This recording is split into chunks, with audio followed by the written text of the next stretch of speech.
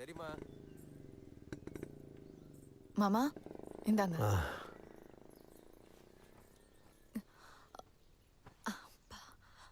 உங்க மையா ஆபீசர் ஆகணுங்கிறதுக்காக உங்க வகுத்த காவயரா போட்டு அவரை படிக்க வச்சதெல்லாம் உண்மைதான். ஆனா கொஞ்சமாச்சும் நீங்க யோசிச்சு பாத்தீங்களா? அவர் ஒருத்தர் படிச்சதுனாலதான் நம்ம ஒட்டுமொத்த சமூகமே இப்ப வயிறார சாப்பிட்டு சந்தோஷமா இருக்காங்க.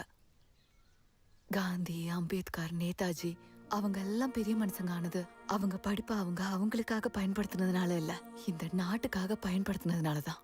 நம்ம சமூகத்துல இருக்கிற எல்லா பிள்ளைங்களும் படிச்சு வாழ்க்கையில முன்னேறணுங்கிறதா உங்க பையனோட ஆசையே.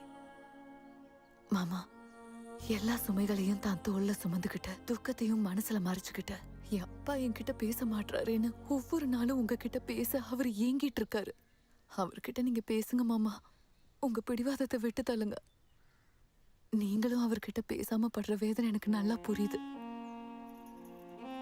வீணா கஷ்டப்படாதீங்க. மனசு விட்டு அவர்கிட்ட பேசுங்க மாமா.